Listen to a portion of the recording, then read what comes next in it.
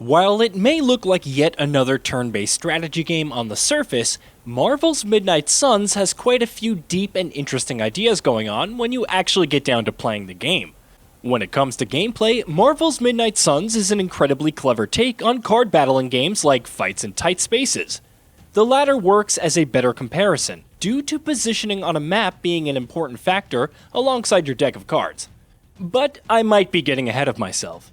Let's talk about how the game actually works first.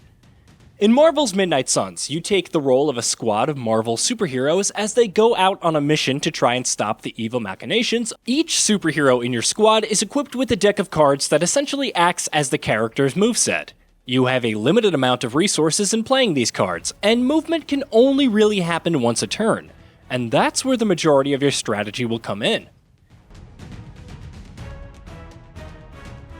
When starting out, the deck of cards for all of the heroes aren't particularly special. Depending on the character, you have melee attacks, ranged attacks, abilities that can be used to buff allies or debuff enemies, and cards that let you mess around with the battlefield in interesting ways. The last one is what makes a lot of the strategy underneath Marvel's Midnight Suns tick.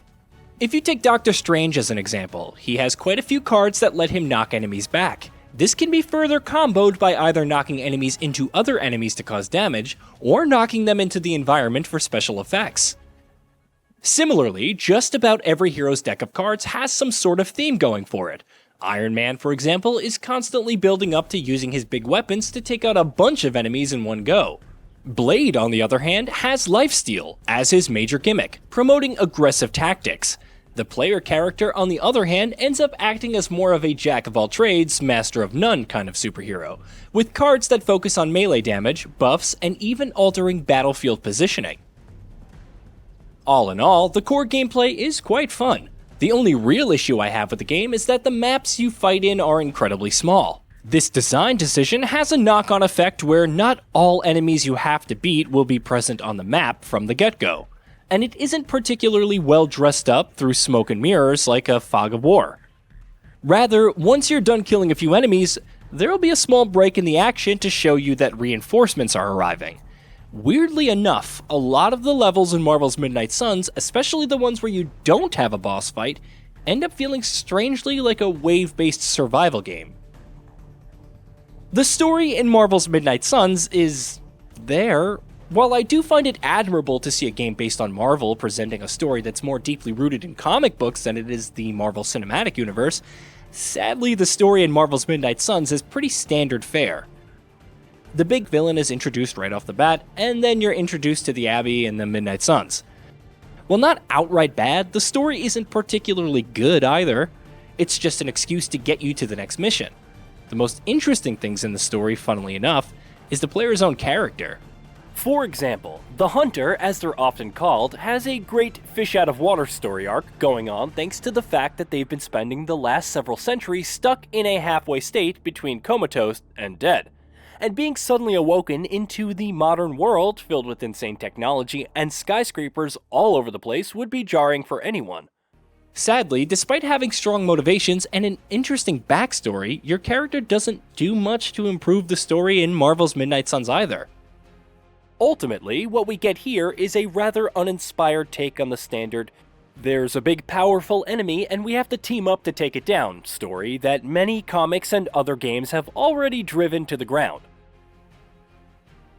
While the story itself is, at best, okay, the writing is downright terrible. Not a single dialogue tends to go by without someone making a terribly written snarky joke at the expense of another character. Admittedly, however, the running gag of Tony Stark constantly referring to Doctor Strange as Dr. Spooky, convincing the player character that Dr. Spooky is Doctor's actual name, did get endearing. Aside from that, however, just about every character is absolutely insufferable, which bodes pretty badly for the social aspects of the game. A big part of the game is just hanging out in the Abbey and talking to different superheroes that come to inhabit the spooky castle. Like I said, however, the bad writing makes interacting with these characters for the sake of building up their friendships quite annoying. In this regard, Marvel's Midnight Suns could have absolutely used a skip line option, just to speed up the dialogue. A lot of the story's mediocrity comes down to the terrible way it's presented.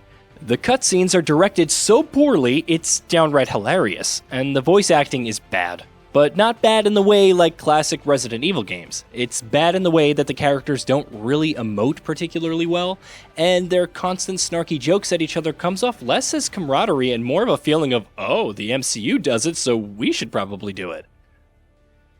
When it comes to facing the classic problem of a game being a bit on the rougher side on launch, Marvel's Midnight Suns can't seem to escape the curse. While the elements of strategy that would feel incredibly satisfying are absolutely present, the game still ends up feeling like it's a little rough around the edges. Atrocious voice acting and mediocre writing aside, in terms of gameplay, Marvel's Midnight Suns absolutely feels like it could do with a bit more refinement before reaching its true potential. One of the best things Marvel's Midnight Suns could do is to just get some bigger maps in. Less of a reliance on constant waves of enemy respawns would also go a long way. Instead, just have all the enemies on the level right from the beginning. Sure, this might make some area damage cards a bit too powerful, but I'm sure the finer numbers can be tweaked to make sure things don't get too broken. Marvel's Midnight Suns has the foundations to be a phenomenal game. It can definitely become the definitive card-based strategy game out there. It just has to fix a few key issues. While some problems, like the plot and voice acting, can't really be solved with patches, others, like having better, bigger maps to fight in, more characters, and more cards, would definitely make the game much more appealing. As it currently sits, the core gameplay in Marvel's Midnight Suns is a great reason to play it. But with the state of just about anything else in the game, I can't recommend the game without a few caveats. And the biggest caveat really is that the game's bound to get better in the coming weeks and months. Marvel's Midnight Suns, unfortunately, is one of those games that I can only recommend if you're willing to stick around. As it currently stands, the game has the foundations for a phenomenal turn-based strategy game, and the gameplay variety offered by the different heroes you play as is a lot of fun. The writing and story, however, are not good reasons to play this game. Hey, did you know that we at Gaming Vault upload new videos every day? Stick around, drop a like, subscribe, and hit that bell. Let us know what kind of content you'd like to see in the future with a comment below.